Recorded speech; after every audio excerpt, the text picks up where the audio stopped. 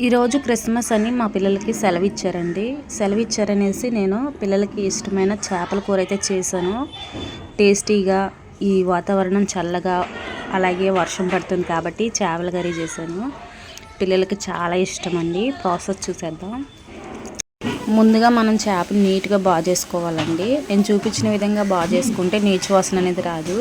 చేపలు ఎలా క్లీన్ చేయాలో ఫుల్ వీడియో మన ఛానల్లో ఉంది, ఒకసారి చూడండి.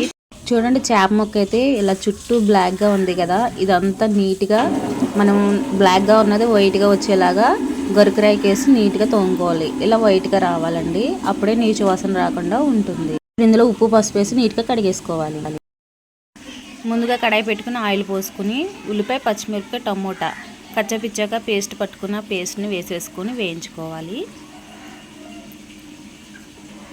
పచ్చిమిరపకాయలు విడిగానే వేసుకోవచ్చండి, పిల్లలు తింటారు కాబట్టి నేను పేస్ట్ పట్టి వేసాను. ఇందులోనే 1/2 టీ స్పూన్ పసుపు, కొత్తిమీర వేసుకుని బాగా మగ్గించుకోవాలి.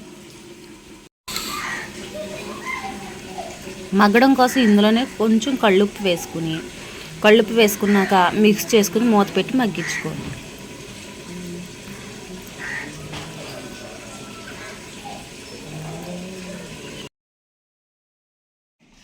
చూడండి, ఉల్లిపాయ పేస్ట్ అయితే మగ్గిపోయింది. ఇప్పుడు రుచికి సరిపడినంత కళ్ళుప్పును వేసుకోండి. అలాగే కారం చేపల కూరలో కొంచెం ఎక్కువ పడుతుంది. ఇప్పుడు అంతా మిక్స్ చేసుకోండి. ఉప్పు కారం వేసుకునేటప్పుడు స్టవ్ ఆఫ్ చేసుకోండి.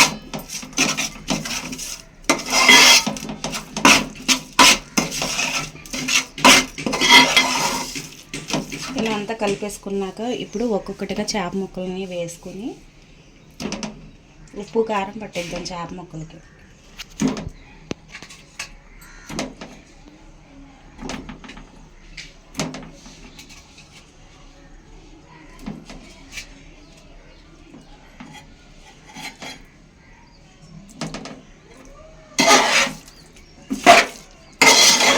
స్టవ్ ఆఫ్ చేయాలండి. స్టవ్ ఆన్లో ఉంచుకుంటే చేప ముక్కలు ఇరిగిపోతాయి, చితికిపోతాయి.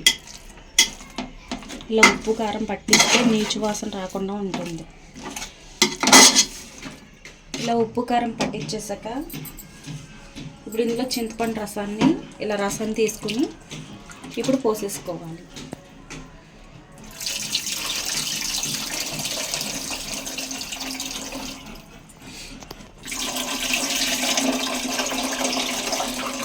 పులుసులాగా కావాలంటే పులుసులాగా, ఇగురులాగా కావాలంటే ఇగురులాగా ఇలాగ రసం పోసుకొని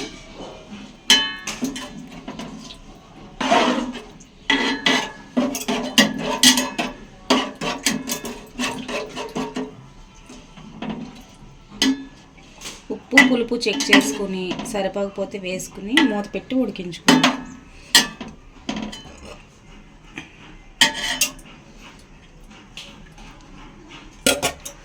ఇటు చూడండి,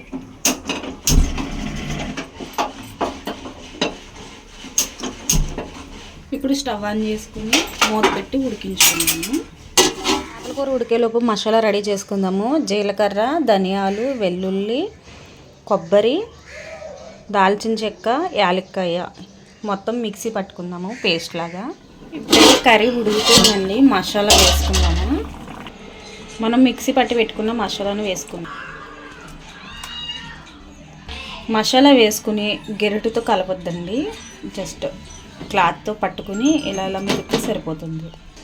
ఇప్పుడు మూత పెట్టుకుని 2 నిమిషాలు ఉడికించి కొత్తిమీర వేసుకుని స్టవ్ ఆఫ్ చేసేసుకున్నాం. 2 నిమిషాల తర్వాత కొత్తిమీర వేసుకుని స్టవ్ ఆఫ్ చేసేసుకుని తినేయడమే. యమ్మీ యమ్మీ చేపల కూర రెడీ. చాలా బాగుంటుందండి, ఒకసారి ఇలా ట్రై చేయండి. ఇప్పుడైతే మేము చేపల కూర తినేస్తాము. ఇప్పుడైతే చేపల కూర తినేస్తామండి, నేను మా బాబు. నేనైతే తలకాయ వేసుకున్నాను, నాకు తలకాయ అంటే ఇష్టము, చేప తలకాయ. తినమ్మా.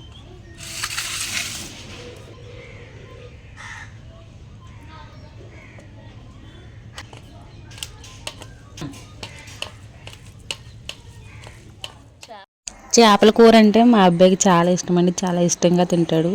మా అమ్మాయి అయితే తిందో చేపల కూర ఇష్టపడదు. నాకు ఈ ఒక్క తలకాయ చేప తలకాయ ఒకటి ఉంటే చాలండి, ఇంకేం అవసరం లేదు, ముక్కలు కూడా అవసరం లేదు.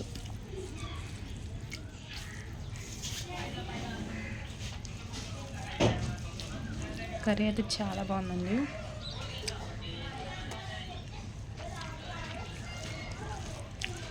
కొబ్బరి వేయడం వల్ల టేస్ట్ డబుల్ అయింది. గ్రేవీ కూడా చాలా బాగుంది, టేస్టీగా.